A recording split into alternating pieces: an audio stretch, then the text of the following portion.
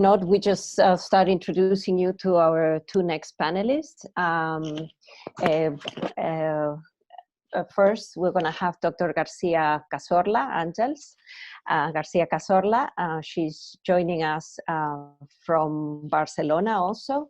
She's a child neurologist specialized in metabolic diseases, and she is in a lot of panels of rare diseases too. She is one of the leading doctors, or the principal investigator in the L-serine clinical trial. And she would tell us a little bit more about the function of the NMDA receptor associated with child symptoms and possible treatments.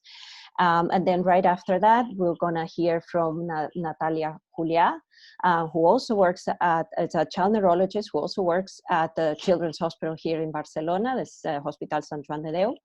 And she would talk about the tolerability, the L-serine clinical trial, which actually carries the title of Tolerability and Efficacy of L-serine in Patients with GRIN-related Encephalopathy.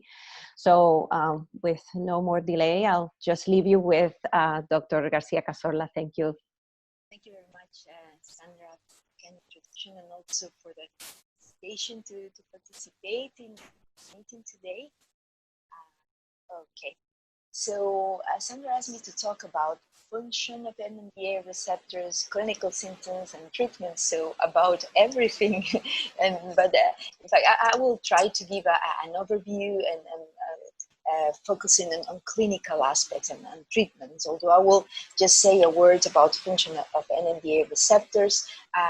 Dr. Artafajo already explained a lot of things very nicely, so I will go very quickly to those aspects that have been already mentioned. So, well, you know that neurons use neurotransmitters, and they, well, we can in fact compare the neurotransmitter when they bind to the receptor to a key that goes to a lock, binds to a lock. So in fact, NMDA receptors are glutamatergic receptors, so they use glutamate as a neurotransmitter. Here we have the molecule of glutamate, and they go to a sort of receptors that are not only NMDA receptors, but a group of receptors that can be divided into ionotropic receptors, as you can see here, the NMDA, but also AMPA or kinase receptors. Ionotropic receptors are characterized by because they can use, or ions can stimulate, ions such as magnesium or calcium or others can stimulate these receptors, and are also channels. They are, classified as channels. There are other kind of receptors. We are not going into the details, but in fact, glutamate, when this neurotransmitter binds to these receptors, a response to the postsynaptic neuron is triggered, so excitability is produced in neurons. Glutamate is the main excitatory amino acid neurotransmitter in the brain.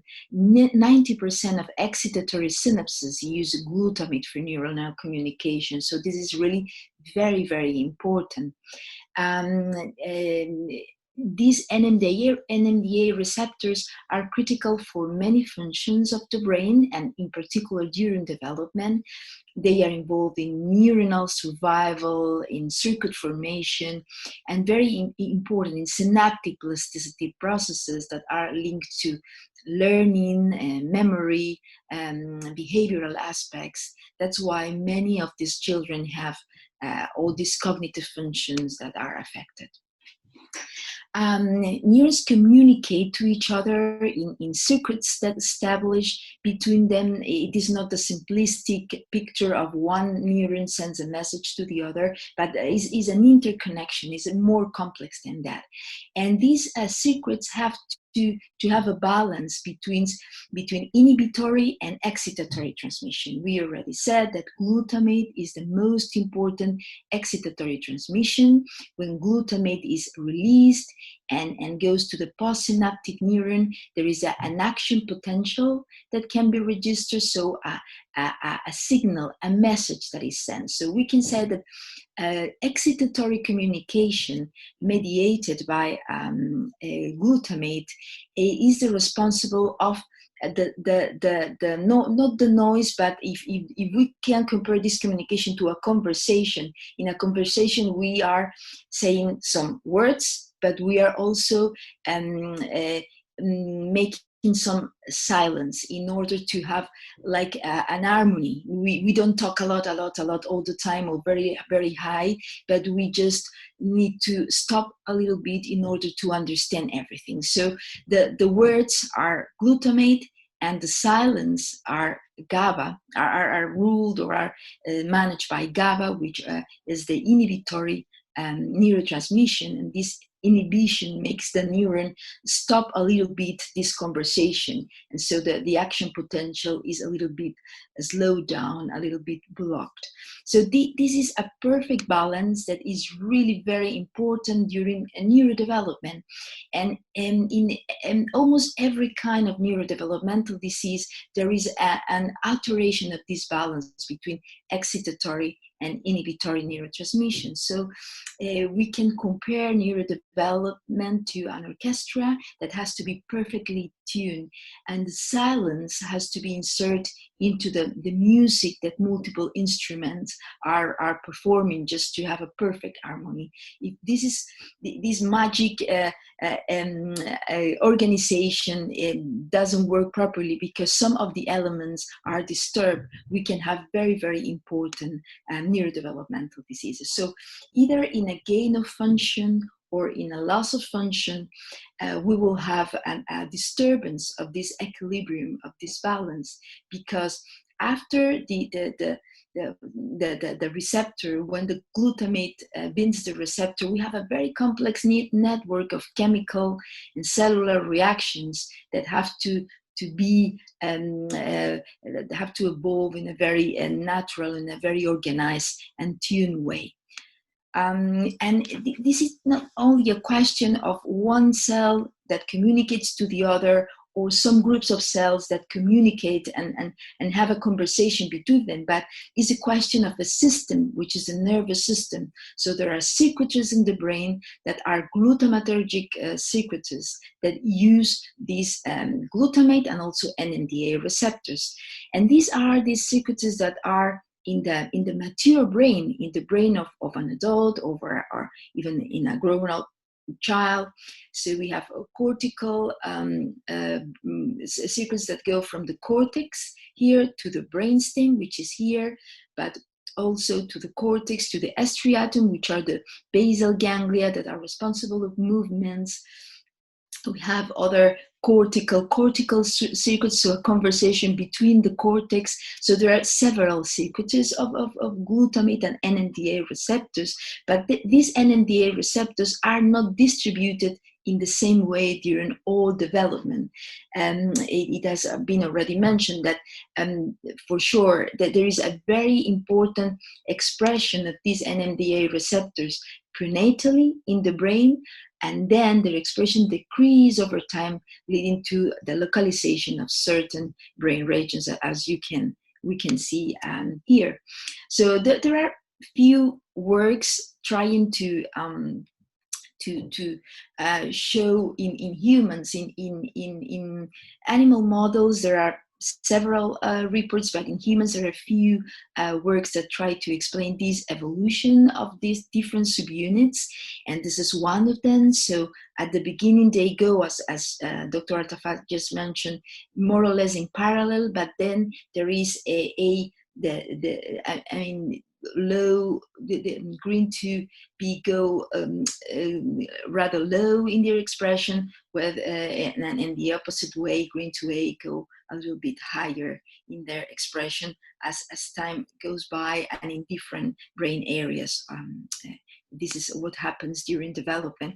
It is also an interesting article about a human fetal cerebral cortex. You know that cortex is the surface of the brain. If we can cut the brain like that, this is the cortex, the surface, and then we have the white matter here. So this work shows that different subunits of the NMDA receptors express in a different manner at different times of pregnancy. So NR2A has a greater expression as 22 weeks compared to 17 weeks of gestation, and it's the opposite in NR2B. And it is interesting that NR1 is expressed in proliferative progenitors. And so the proliferative progenitors are the cells that are like the mother cells that can divide and then move towards the surface and migrate. So it is interesting that these receptors are also in the basis of the generation of brain tissue and also organization of this brain tissue. This is why we can find also cortical malformations later on, as we will see. But glutamate is not alone in the brain, but it has to work together with other neurotransmitter systems, dopaminergic pathways, GABAergic pathways we already mentioned, and other cholinergic, other systems. We still don't know exactly all these connections between the systems. Some of them we know, some others we don't know. And in particular, during development, there is a lot of work to do, still a lot of work in order to understand which is this combination or interaction between glutamatergic and other systems. And for sure, the expression of NMDA receptors probably should be modeled by the action of other neurotransmitters, not only glutamate. So what are the main messages of this very first part of my talk? NMDA receptors are ionotropic receptors, channels, glutamatergic receptors. Glutamatergic neurotransmission is excitatory and the most abundant in the brain. These receptors are widely distributed and regulated in time and space, not only at different stages of development, but also different areas of the brain. And these receptors are involved in very important functions of neurons. They are crucial functions of cognitive and behavioral functions. And this glutamatergic transmission should be integrated in the complexity of the brain as a system, and not only as a single molecule or as a single receptor. And this is a very complex task also to work in the future. So what about the symptoms? This is the second part of my talk. So we will move to the single neurotransmitter microcircuits to macrocircuits, and these macrocircuits and the connectivity of the brain will be more related to the symptoms that we found in patients. So as we already showed this slide in other talks, so what we find in GRIN-related disorders is a spectrum of severity and a spectrum of symptoms that go from the very severe encephalopathies that associate cortical malformation, severe epilepsy, all functions are disturbed, motor functions, the child can be chair bound, and has a lot of problems of communication, severe intellectual disability, but other cases have only mild intellectual disability. In the middle, we have different kind of symptoms. Neuropsychiatric problems, behavioral problems, autism or autistic-like behavior is also quite common. Movement disorders can be also a problem, although, and according to my personal experience compared to other synaptopathies, because this spectrum we found in all kind of synaptopathies, we call synaptopathies mutations that appears in proteins that are in the synaptic cleft, in this space, and even in the astrocytes too. And this is very common in all synaptopathies, but they express in a different manner depending on the gene that is a factor. And movement disorders are not really prominent in GRIN disorders, compared to other synaptic problems where they are major problems and very difficult to treat. So if we start from the first report by Dr. Endele 10 years ago, we found a group of important publications from that time until now that have provided important also data about clinical signs. And we know that there are probably more than 500 individuals with the GRIN variants reported. So we will try to go to the main features of every variant. We have here a summary of all of them, and then I will try to go to the details, in particular to those features that are probably more difficult for you to understand as patients. So GRIN1 is associated with mild profound developmental delay, severe intellectual disability, infantile onset seizures, oculogyric crisis, and bilateral polymicrogyria. This is probably one of the most severe associations that we found in GRIN-related disorders. So I will focus in, because all these aspects you probably know, but I will go to the most difficult ones in order to explain what it is. Well, I will go to oculogyric crisis and bilateral polymicrogyria. I will try to explain a little bit what is polymicrogyria. Polymicrogyria is a neuronal migration disorder. I just mentioned some slides ago that some receptors, GRIN and NMDA receptors in the prenatal life of the brain are based here in the ventricular zone where neuronal progenitors are. These neuronal progenitors are mothers, are cell mothers that will be divided and will form other cells and will migrate to the most external layers of the cortex. And if this migration, if this travel is not organized properly, we have a disorganization of the cortex. This cortex has an abnormal shape, and for sure, all the neurons that are here that are really important, GABAergic and glutamatergic neurons, don't work properly. So the control of cortical neuronal migration has very different molecular actors, but glutamine and GABA are important. And it occurs very early in life, between 12 and 20 weeks of prenatal life. So in GRIN1, we can find this polymicrogyria in the surface of cerebral hemispheres. And these are multiple small bumps, as you can see here, suggesting an excessive number of gyri. There are too many gyri, but they are not well organized. They are irregular, overfold, like festooned. And this polymicrogyria can be diffused, so all the brain can be affected, like in this picture, or only some areas are affected. These areas are really epileptogenic, very epileptogenic. An important proportion are perisylvian. These are perisylvian areas, the one that I am showing here with the arrow. This has been reported in GRIN1 that bilateral extensive polymicrogyria can be one of the features, as you can see here in the brain MRIs. And these children with this extensive polymicrogyria in general have global neurological involvement, severe problems of development, and also severe problems of seizures. So probably these are the most severe phenotypes.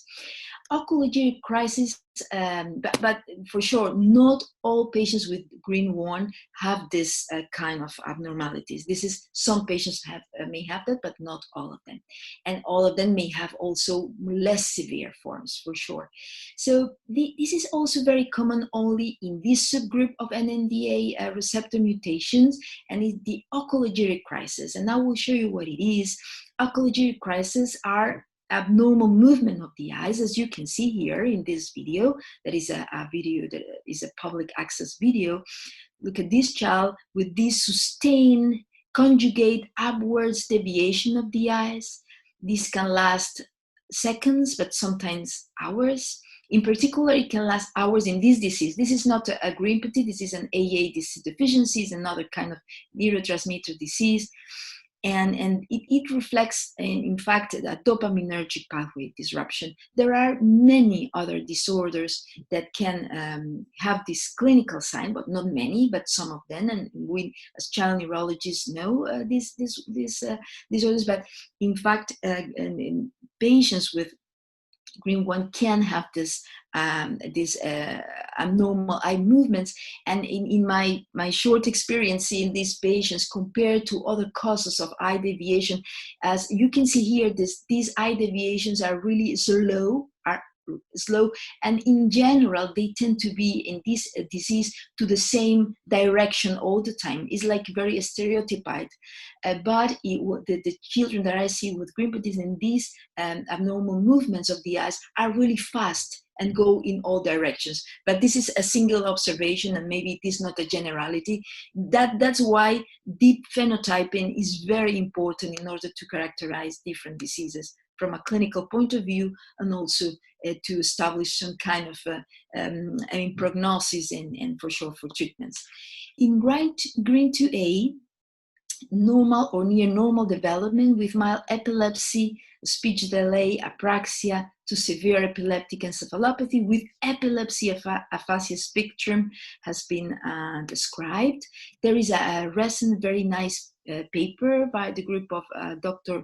Lemke that explains a little bit all these signs and tries to correlate with some particular variants, those that are in transmembrane and linker domain, have severe developmental phenotypes. Also those gain of function mutations have a more severe phenotype. GRIN2B. GRIN2B should be considered in cases with mild to profound developmental delay, intellectual disability, epilepsy, behavioral problems such as autistic-like behaviors, hypotonia, movement disorders, and sometimes also cortical malformations and cortical visual impairment. And this could be a cartoon of all things that we can find in GRIN2B, developmental delay, which is or intellectual disability, which is almost constant in different degrees. Epilepsy, half of the patients can have epilepsy. Autistic features, almost 30%. Motor signs are sometimes present. Hypotonia is an important motor sign, but then hyperkinetic movements and other are not that common as in other synaptopathies, as I already mentioned. And in some cases, brain cortical malformations are also present, as we can see here in these brain MRIs with these severe abnormalities, also polymicrogyria and some other cortical malformations that can be really very, very important. But most of them have normal or just very subtle changes in the MRI. And some of these children have what we call a cortical visual impairment. That means that the eyes work properly, but because all the transmission from to the cortex, I mean, in fact, we see with the brain, we need the eyes, but the interpretation of the images takes place here in the occipital lobe. So if the occipital lobe has some kind of micro abnormalities in terms of cortical organization, we can have this cortical visual impairment. So the child doesn't direct properly the eyes to an object, doesn't follow properly. We can have also other causes. This is not the only one for sure, but sometimes this is the cortical visual impairment that produces this visual abnormality in children. Epilepsy is diverse. Generalized seizures are the most common, but then focal and epileptic spasms are also something common. Focal seizures is these seizures that are generated in a particular area of the brain, and the EEG they give spikes only in a particular area, whereas generalized crises are an activation of the whole areas of the brain at the same time, and the general discharges are seen in the EEG. In a study follow-up in 22 patients, 50% become seizure-free over time. So sometimes this is something that appears in a particular moment, but then this epilepsy just improves and this even disappears. GRIN-related can also produce a Landau-Kleffner disorder that is also found in other subtypes of GRIN-related pathologies. And this Landau-Kleffner syndrome is what we call the epilepsy aphasia syndrome, and is a language regression of children of between 3 to 5 years of age. And this language regression is associated with seizures, with abnormalities in the EEG, and behavioral abnormalities. Then we have other kind of seizures. We are not going into the details.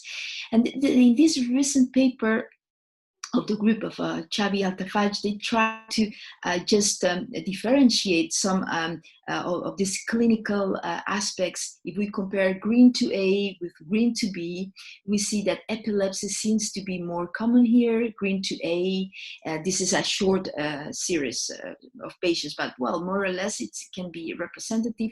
Speech disorders are also more common in GRIN-A. Autistic features are more common in GRIN-B. So in spite of having a spectrum of clinical manifestations that are common, we can find some differences.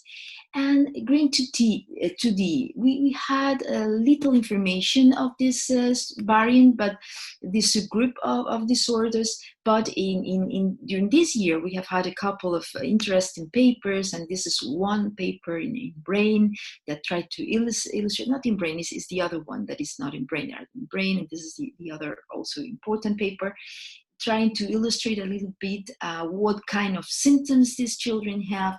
You can see here epilepsy types that is also diverse, from hypsarrhythmia, which is a very severe EEG abnormality, sometimes related to a spasm, is a type of epilepsy, to multifocal discharges. And then you see here also cortical atrophy, so abnormal brain MRI abnormalities, autistic features, hypotonia in 9 patients, and refractory to anti-epileptic disorders, the epilepsy in also 9 over 12 patients. So we need for sure more characterization. So this is again like the message of this clinical description is, okay, we have a spectrum, but we have seen that some particular subgroups of disorders have some specific signs. And so this is why it is very important to have a very clinical information of high quality in order to better characterize and to have a nice information, not only about the presentation, but about the natural history, the outcome, the evolution over time of these patients. And I move to the third part and the last part of my talk, which are the treatments. And as has been already mentioned, we try to organize the treatments according to the mutations. If the mutations are a gain of function, we try to have an approach. If the mutations are a loss of function, the approach is different. So we'll start with the loss of function mutations. In these loss of functions, it is, well, like logical that if we give some kind of molecules that stimulate the receptor that is not working properly, these molecules will probably have an effect to potentiate, to stimulate the function, because the receptor is moving very slowly, is going like, it's like a receptor that is tired, and you need something to stimulate, to push the receptor. So what can we do in this loss of function mutation? So we can make the receptor work better through agonist binding. We can increase the expression of the receptor, or we can use other mechanisms. These are some options. There are probably more than these options, but this is just to summarize some of the options that we can do already, and we are already doing. So there are substances, molecules that make the receptor work better are L-serine, that will be metabolized to the serine. Dr. Natalia Julia will tell you about the clinical trial that we are currently, so it's currently going on. Other molecules that are in development, also in Dr. Altafaj lab, and positive allosteric modulators.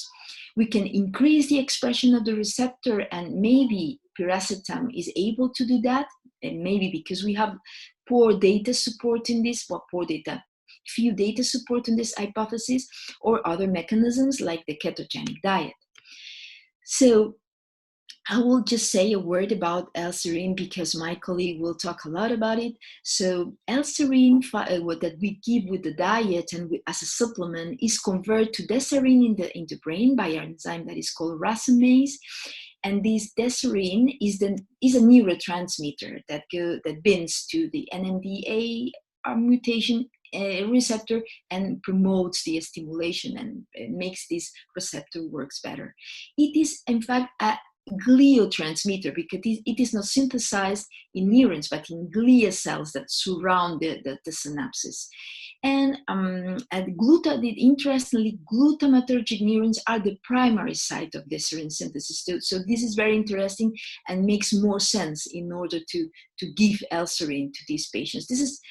This comes from a paper that explains that deserine can be useful in the management of anxiety disorders, but now deserine, we know that it can have many clinical applications, only as a cognitive enhancer in depression, for sleep disorders, and for metabolic diseases. I think we should in fact write a review about all the potential utilities of L-serine converted into deserine to improve neurological conditions.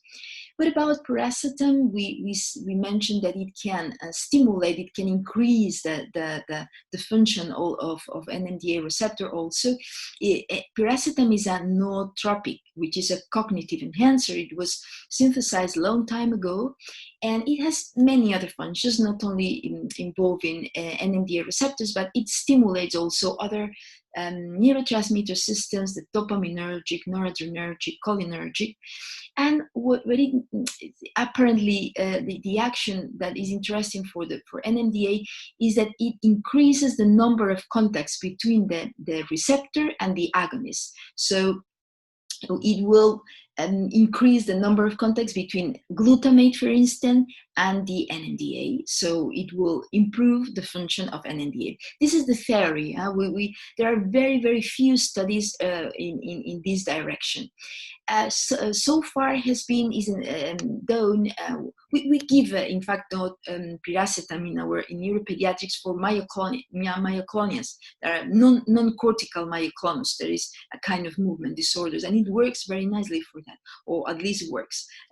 So the indications so far beyond these myoclonus are cognitive decline in Alzheimer's disease, and also the reversion of cognitive impairment that is seen in patients who are for long periods in intensive care unit, and also students when they are in exams, they have tests, they are stressed, they have a lot of things, and they have to be very performance. They take it to increase attention, concentration, and academic performance. What about ketogenic diet? This is interesting, and this is something that we are using more and more in our neuropediatric practice, not only in GRIN-pathies, but many other diseases. So it seems, and it has been demonstrated in theoretical models, in animal models, that when NMDA receptors are dysfunctional and NMDA are expressed in neurons, but are expressed also in a cell that is a glia cell, the oligodendrocyte. The oligodendrocyte is a cell of the nervous system that is responsible for the production of myelin that surrounds nerves and improves and facilitates nerve conduction. So these NMDA receptors, when they are not working properly, they don't work properly in all cells of the brain and also in oligodendrocytes. So when they are working in a normal way, it has been found that the transporters of glucose that take glucose from the systemic circulation from what we eat and for our diet and bring it to the astrocyte and convert that in lactate for the neurons and so on. So these transporters of glucose are decreased. So we have less glucose in our brain. Theoretically, if we have NMDA receptor mutations. In particular, it's, I suppose, but this is just something that has not been demonstrated in loss of function. This should be more important, but I really don't know if this is true. We have found in some of our patients with GRIN-pathies, and we just we are conducting a study of the CSF study, the lumbar puncture, to analyze the CSF and different molecules. We have found in some of them low values of glucose. So this can be a little bit true, according to this explanation. So ketogenic diet is the main goal is to produce ketone bodies. So the diet has been mostly composed by fat. 90% of the total calories have been composed by fat. And then the relations between fat, proteins, and carbohydrates can vary according to every patient or every disease. And it is very important. It has been should be controlled by health professionals. You cannot do that as a patient alone, because it has complications if you do that by your own. It has to be controlled and monitored with different parameters. The main indication so far is refractory epilepsy, but we are using a ketogenic diet as a neuroprotector more and more, and in particular in very young children, in order to change the natural history of diseases, because this ketogenic diet improves many energetic functions of the brain. Ketones, glucose is a molecule that is important as an energy molecule for the brain, but ketones are the second one and lactate the third one. So these three molecules can be used to obtain energy, and the energy in molecular terms is ATP, is this molecule. So in ketogenic diet we have more ATP, but then we have more GABA function, so we have a little bit a stabilization of the synaptic function, so that can improve epilepsy, but it can improve also other cognitive and behavioral problems. And what about all these mutations that produce a gain of function? So we can block the receptors and use some antagonists. We can decrease glutamate release using one conventional anti-epileptic drug, or we can even increase the reuptake of glutamate in order to decrease the quantity of glutamate as an agonist. We will explain a little bit that here later on. So we can, okay, so this is, we can in fact try to decrease the amount of glutamate. If we have an hyper-excitability in the NMDA and the excitatory molecule is glutamate, maybe we can decrease release of glutamate. And lamotrigine is one of anti-epileptic drug that can do that. But this is just a theory, an idea that comes from the theory. This is not has not been proved. We have some blockers that have been proved, like memantine, ketamine. There is a publication of radiprotil we will see, and another option will be dextromethorphan too, that can block NMDA receptors as antagonists, not agonists, but antagonists. They block the function.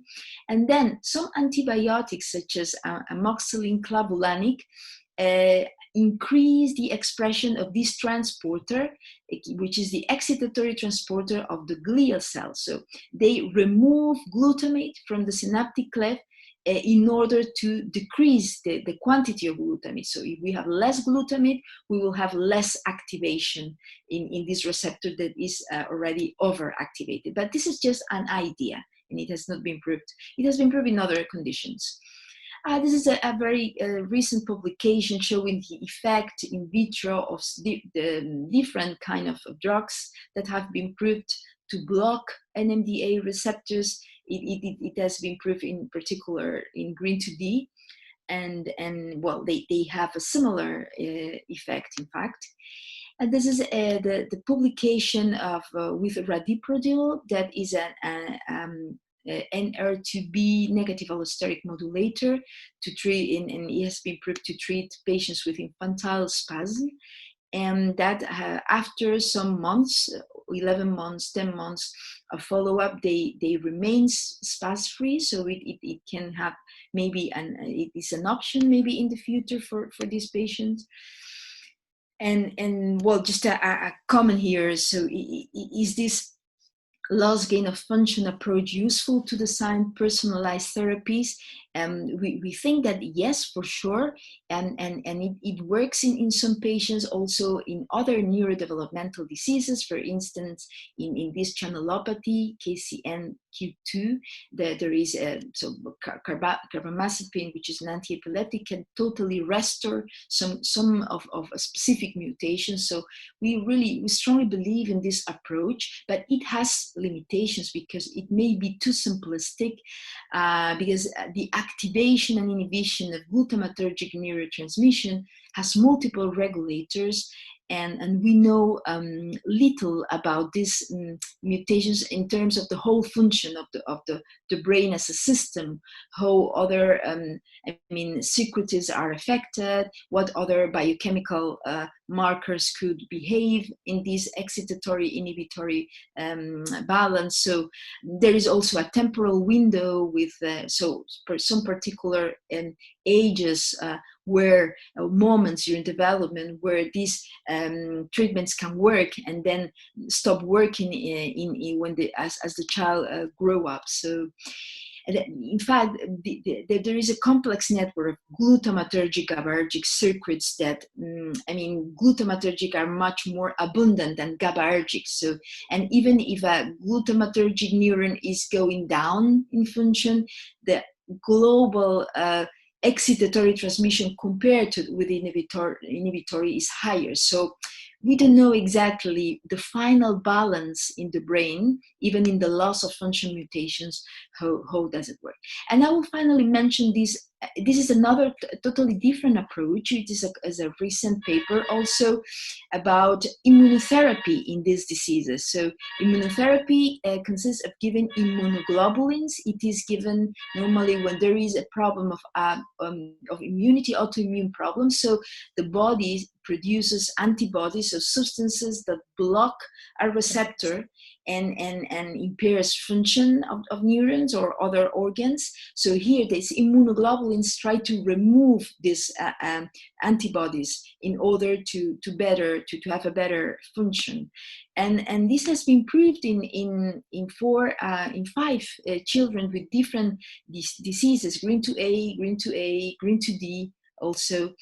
And what they found is an improvement of the EEG and also some mild response in some other cognitive and global functions, but also at the clinical level in terms of epilepsy, because it has been described for a long time ago that there is a relationship between epilepsy, inflammation, and these immunomediated mechanisms.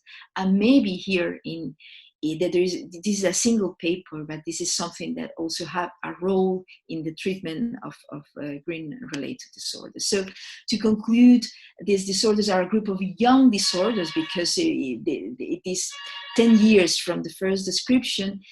So we know already a lot, because 10 years is a very short period of time, but we still have a lot to learn in the future. It is important to develop precise and detailed characterization from a clinical, molecular point of view, also research models, and these will help to define the therapies.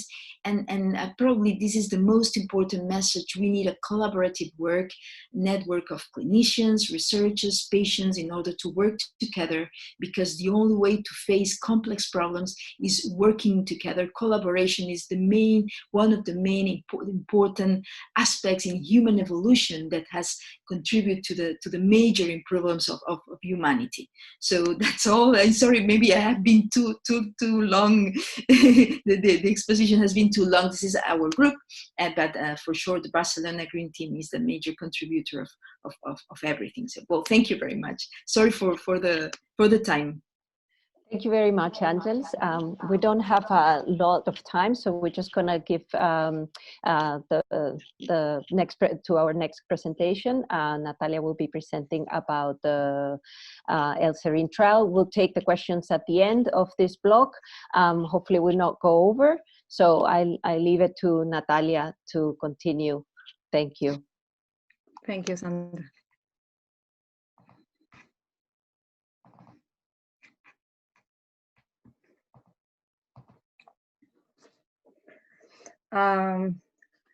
Thanks, Sandra. Did you Do you hear me? Yes.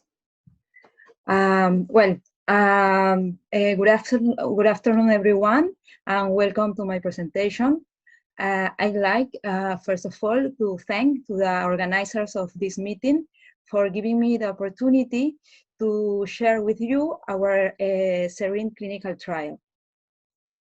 I'll divide my talk between two main parts. I'll begin by giving you a brief overview about the L-serine. Then I'll explain how L-serine works at NMDA receptor and the way that serine could help our children with GRIN-related. And in the second part of my talk, I'll introduce our serine clinical trial. Well, to start, serine is an amino acid. An amino acid is a building block for protein. And serine comes in two forms. The first one is L-serine, and the second one is the D-serine. L-serine can be consumed by the diet, and also it can be made in our body, while this serine can only be made in brain by serine racemase from the L-serine, and is the D-serine that acts as an agonist in the NMDA receptors. L-serine is distributed in the aliments, for example, in soy products, in eggs, in meat, sweet potato, and is it a form that it could be found as a dietary supplement. Indeed, L-serine is considered as GRAS, generally recognized as safe by the FDA, and has been approved as a normal food additive. Serine is needed for multiple functions in the body. It's needed for the metabolism of fats, fatty acids, cell membranes, cellular proliferation, for healthy immune system, and as a neuromodulator. About indications of serine, L-serine dietary supplement has been used for many years in pediatrics at dose of 400 to 600 milligrams per kilo day for the treatment of serine biosynthesis and transport defects with no reported adverse events. And the last years, serine received renewed attention as a potential therapy for schizophrenia, depression, Alzheimer's disease, ALS. It also works as a human sleep inductor. And moreover, serine has been used as a procognitive, works as, with procognitive effects in healthy individuals. But how does L-serine work at NMDA receptor? And especially serine, what can serine do by, for our patients with GRIN-related? Well, I'll try to explain with the following graphic. Here is you can see the NMDA receptor. The NMDA receptor are one of the main important excitatory neurotransmitter. NMDA receptors, NMDA receptors are receptors mostly composed by 4 subunits. 2 D-serine glycine binding GLU-N1 subunits encoded by GRIN1 gene, and 2 glutamate binding GLU-N2A and GLU-N2B subunits encoded by GRIN2A and GRIN2B gene specifically. Therefore, the existence of GRIN gene variants can disturb the function of the NMDA receptors, and this dysfunction may lead either of a gain of function or a loss of function of the same. That's, in other words, that's why this serine can help our patients with loss of function variants activating this receptor. So once your child neurologist determine that your child is carrier of a GRIN gene variant, it is important to define two things. The first is define if it's a real pathogenic variant, disease causing, and the second is to determine the functionality of the receptor and its annotation. If the receptor acts like a loss of function or with a gain of function of the receptor. So please remember that serine acts mainly in patients with loss of function variants. And in a proof of concept, our group have determined that a GRIN2B variant with a loss of function can be rescued by L-serine supplementation. And according to this finding, they have recently described the beneficial effect of chronic L-serine dietary supplement in a GRIN, in a 5-year GRIN2B girl. And she showed an improvement in both motor skills and in psychological function. Well, in this second part of my talk, I will explain about our serine clinical trial. And let me only this slide to explain to you why it is important, why clinical trials are important steps for discovering new treatments. I'll give 5 reasons. The first one, and one of the most important, that why we are conduct a clinical trial, is because the results can affect many more patients. If I conduct a clinical trial and ultimately bring a new treatment, we can potentially impact thousands of lives. Second, they bring new treatment to market. Without a clinical trial, participants' advances won't happen. Third, they provide good information. If we conducted a clinical trial, we can systematically test to determine which drug is more effective. Four, we want to make sure that a new treatment is safe and effective before it is brought to market and in clinical practice. And finally, they take out a physician's bias. Well, and finally, the most important part of my talk, I would like to share our serine clinical trial protocol for patients with GRIN-related disorders caused by the presence of GRIN variants leading to a loss of function of the NMDA receptor. After our single experience with the girl that I have talked earlier, we want to translate this unique experience in a bigger group of children with GRIN pathies. So we wrote a project, and we applied with this project to a nutrition metabolics research fund, and we award a grant. And thanks to this grant, we will be able to conduct this clinical trial. But it's important to remark that this is not a clinical trial from a pharmaceutical industry. This is a trial that we will be able to carry out with the grant that we obtained with this fund.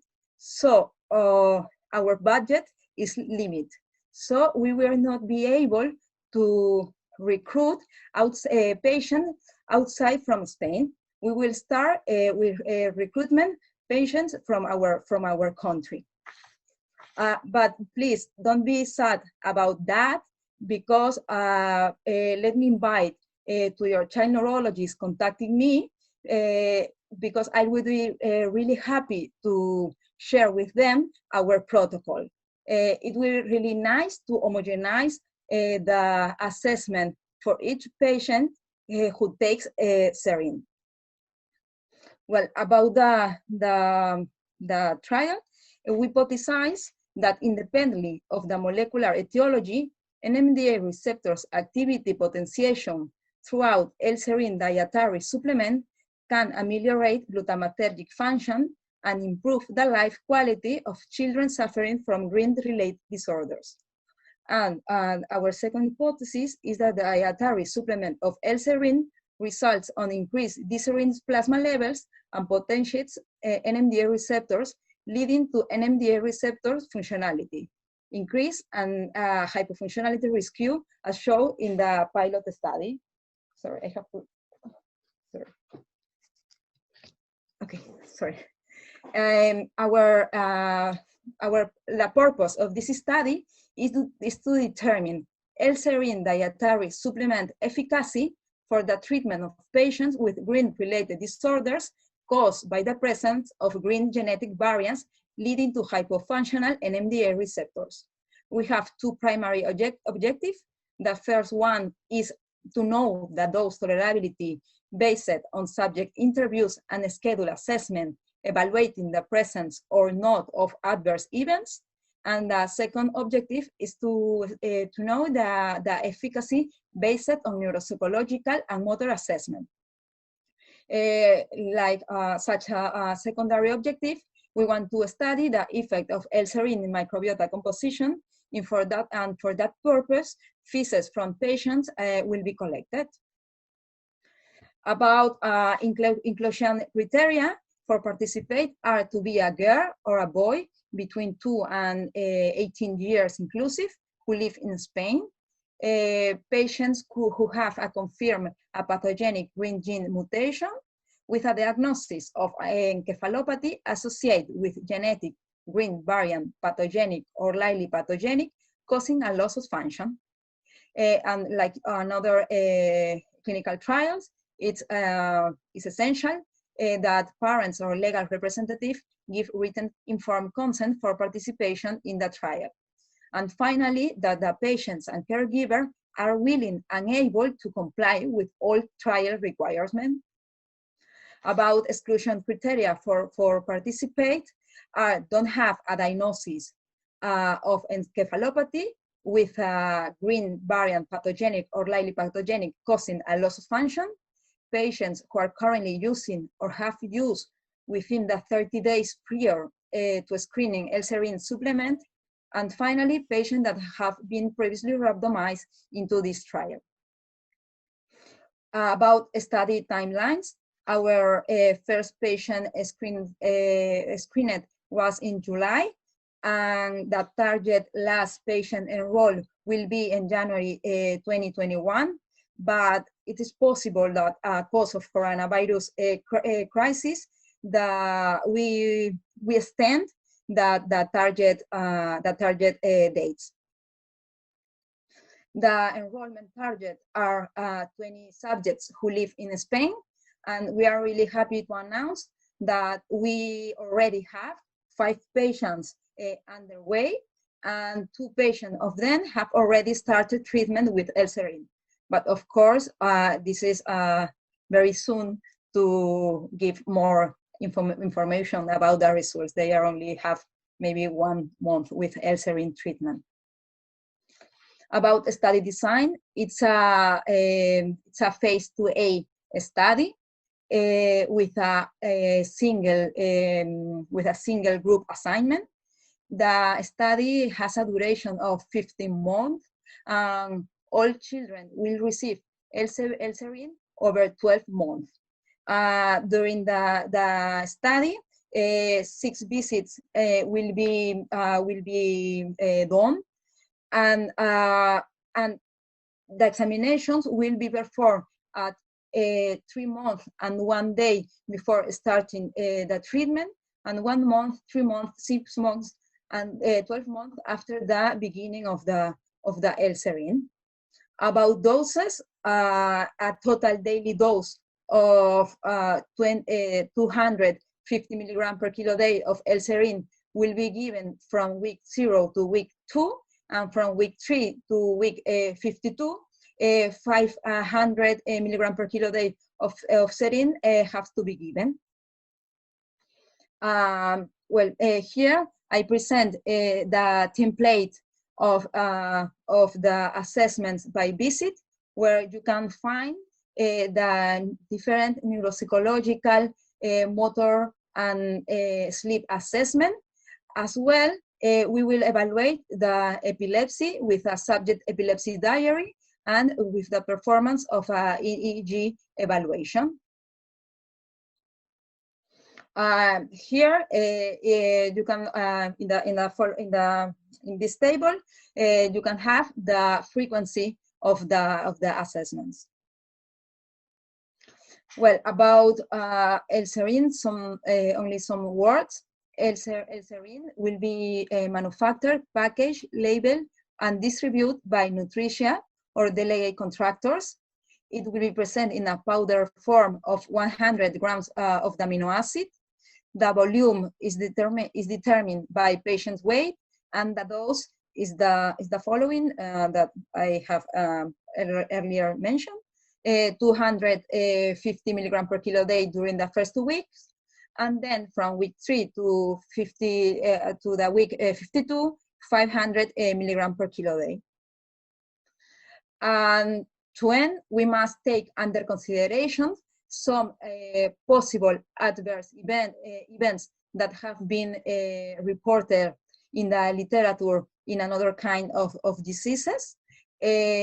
Mostly are mild to moderate events, and they can include abdominal pain, nausea, dyspepsia, loss of appetite, vomiting, constipation, and less frequent nystagmus, acoustic startles, or myoclonus. Of course, all of them are reversible, stopping the serine.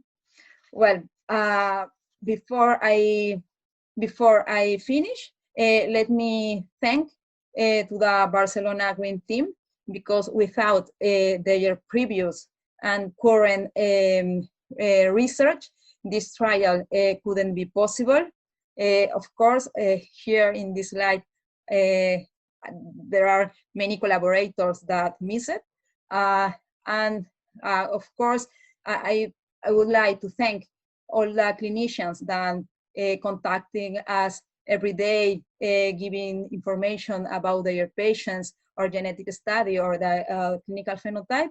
And I don't want to forget thank the parents and our patients, because for placing their trust on us every day. And that's all. Thank you for your attention. I'll be happy to answer any questions you may have. Thanks. Thank you very much, Natalia. Thank you very much, Natalia. We have a few questions, so we'll try to go as fast as we can before the lunch break. And please, I want to remind everybody if they can fill out the Survey Monkey, which is linked in the chat. I'm going to go in order with the questions here in the Q&A, and I have a few more they've been sending. So we have this first question. My daughter has a nonsense mutation, but a profound and multiple disabilities across board: speech, cognitive, physical. So by Xavi's logic, could she also have another mutation?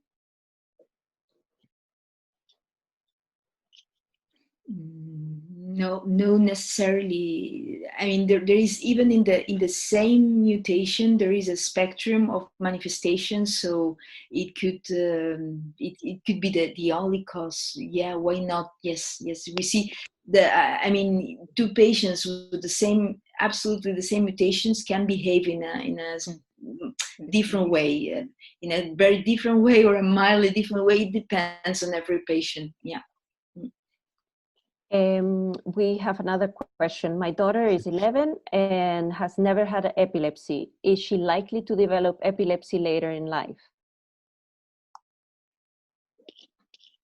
We don't know. It is not possible to know that. In fact, if the epilepsy has not appeared during the first stages of development, it is something of a good prognosis, because the most severe epilepsies tend to appear early in life. So it is something very positive, but it is impossible to know if later on she could develop epilepsy. But in any case, it doesn't look like if she develops epilepsy, it doesn't look like this epilepsy will be severe. Maybe she could have one seizure or a couple of seizures and then be treated without any problems. But this is not possible to be answered. We just don't know. I have another quick question. This is, can GRIN disorder be discovered during pregnancy? Because of the fetal abnormalities that that's a very interesting question. If let's figure out that there is a problem at a brain MRI. Well, see, a MRI of the fetus and a brain MRI of the fetus is performed, and a polymicrogyria or something similar is affected, and then a very quick genetic test is performed and directed to these genes that can produce these brain malformations. Maybe yes. But this is not something that is in the standard tests that during pregnancy are done to detect abnormalities like Down syndrome or other kind of chromosomal abnormalities that are now tested. Thank you. Our son is a loss of function, but recently he's been put on lamotrigine for epilepsy, which only started in the recent years, and he's already 28 years old. Based on what you said, and given the fact that you can use it for gain of function, could this be detrimental for him? No, I don't think so. I don't think so, because it has also other functions. So no, not specifically. I don't think so. No, it depends also on every patient. If the response has been positive and seizures have improved, it also depends on the age. I mean, the anti-epileptics that we use are also based on the type of epilepsy and on the age of the patient. So yeah. Mm-hmm. And in this case, lamotrigine will be used not only for epilepsy, but as a treatment in general, no, as a modulator in general of glutamatergic function in gain of function.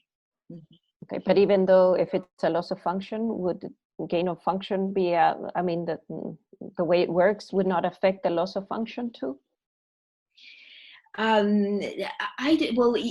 you only want to, if you want to normalize the epilepsy, lamotrigine has other functions, not only this decrease in the release of glutamate. So I don't think see, epilepsy is solved and controlled, even if it has a loss of function. I don't think that it should be detrimental, because it is not the quantity of glutamate that will be removed from or will be decreased using this drug probably will not affect the whole balance of having an epilepsy, you know. So, it's a question of a multifactorial approach. Mm-hmm. Thank you.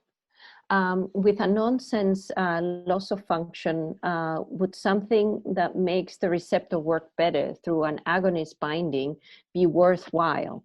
And if there's less receptor, then presumably something like L-serine wouldn't be appropriate as it cannot work on the receptor? Mm-hmm. I don't understand too much this question. What is the exact meaning? Yeah.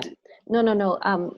I think what it refers to is that if you have a loss of function and you have already a truncation in this case, adding serine is not going to improve, because you actually don't have as many receptors in the surface as you would if you would just add the serine, and you would improve the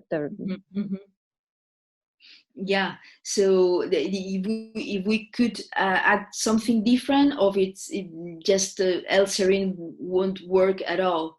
Yeah, it is true that some of these patients, for in our experience that we have had, L-serine works just maybe for a very short period of time, and then it doesn't work anymore, or it makes a very, very poor effect.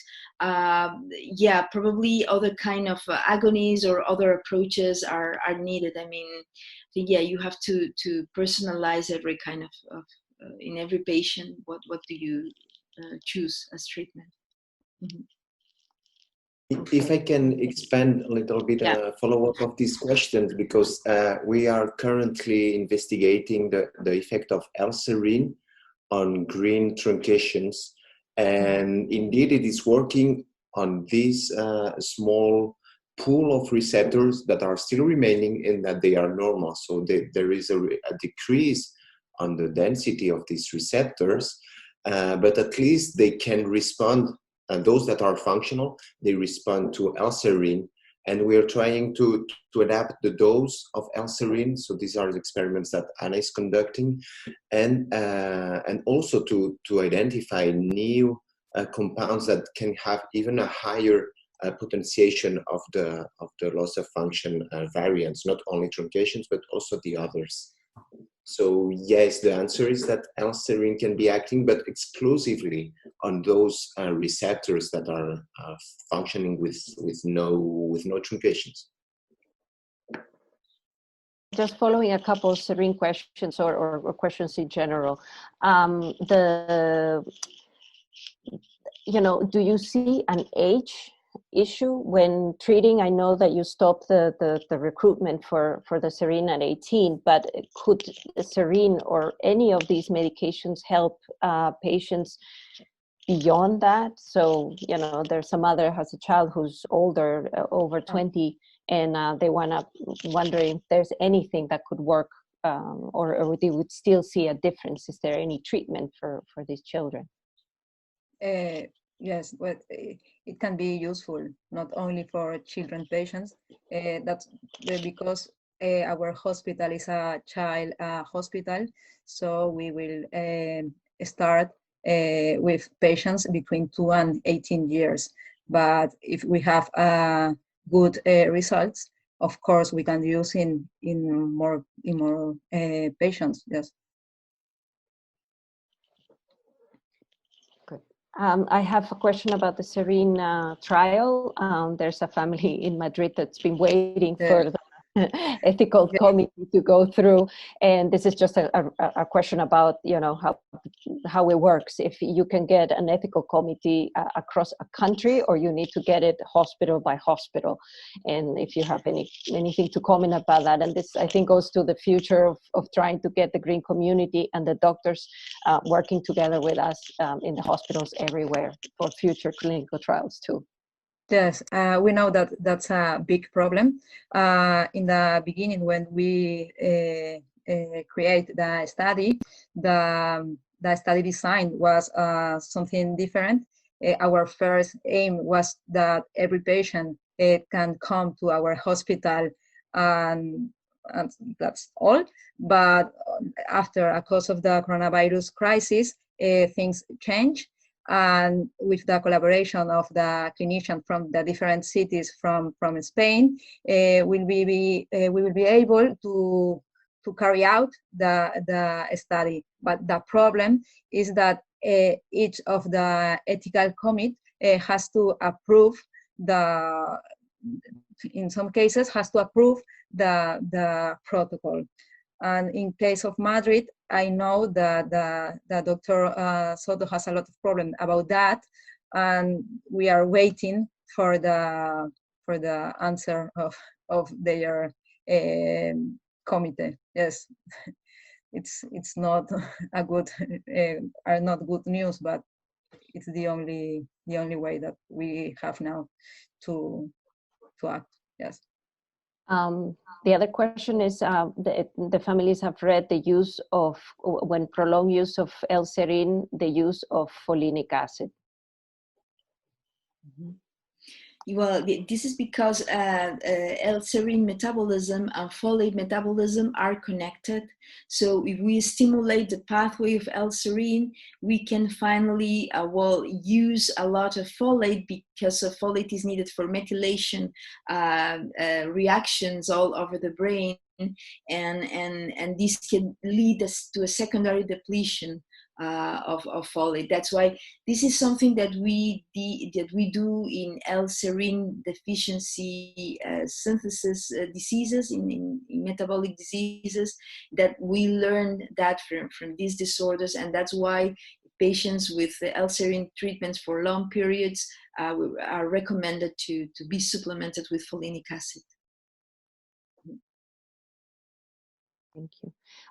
I have another question, because you mentioned piracetam, and there's a family wondering if you can use the piracetam with the L-serine. Yeah, sure. It makes sense. It makes sense because what you are doing, but theoretically, what you're doing is to improve the binding of agonists to NMDA receptors. So you will improve glutamate, but also D-serine in that case. So yes, why not? It is, yeah, you can use like multiple treatments if they are safe, for sure, that goes towards the same goal. So yes, sure, yeah. We have another. Yes, about the EEG in the clinical trial. Yes. Yes, we are not expecting to find something special, but as we know, some patients with GRIN-related disorders have epilepsy, so we will take care of all of the possible effects that they will have or not with the L-serine. It's only to be sure that, for example, one patient with epilepsy works with the L-serine treatment, or the EEG works, but we don't expect something special. We have another comment here about the serine. So I'm going to try to pull all the serine questions, and then we need to break, and we can continue on the roundtable discussion, especially the more general ones. The serine, could we saturate the brain with too much L-serine? Saturate? Well, in another kind of diseases, for example, in ELS or neuropathy, they are used, I think, 30 grams of serine without any adverse events. So yeah, the doses the doses that we are using are safe doses, because they have been used in other diseases for decades, for many years, and no adverse effects have been reported. So for sure, if you give tons of serine, maybe you have a problem. But we try to use doses that are the recommended and safe doses. Safe doses, yes. I think maybe what we need to would like to hear from you is also because a lot of families want to try serine, but I think the way to try serine is through their doctor, and ideally through the doctor, contact you guys and take advice from them, and not have families just run to the first, Amazon.com or whatever and start trying it. So because there's a comment here that their family is trying. How can you check for the difference? I think the best way is to have your doctor prescribe it and do the appropriate tests in order to even see if there's something going on. There's a mouse question here, and I'll leave that when Amy joins the call at the end of the round table, because I don't think, at least she is one of the people doing the mouse, and we don't still know of anything about the L-serine trial in mice.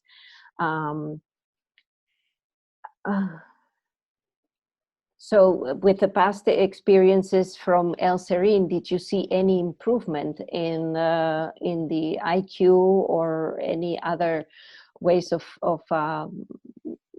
any improvement did you see with L-serine in the past? before the study, of course, or if you've seen anything with the study. I think it's too early, maybe. Well, in some patients that we treat before that are not included in the trial and have been treated, they report some benefits, and for instance, well, in attention, in well, the interest in their surroundings and the social interaction, also in particular in mild cases, those cases with mild in developmental delay or mild intellectual disability, they are also able to talk a little bit more, to communicate more, to understand. So, but we have not evaluated that, or still evaluated with objective standardized tests. So we have to use IQ tests or developmental tests or behavioral tests. So these tests that are recommended to have a validated information, because only the information that parents give sometimes is a little bit subjective. So, but we will do that. And apparently, yes, but not all the functions improve in the same way. This is something that we have to study with the clinical trial. We will have this data. Yes, in some patients also the sleep improve, yes, for example, but as Angel said, that's why it's necessary the clinical trial to evaluate in a bigger group of patients the different neuropsychological assessment or motor sleep assessment.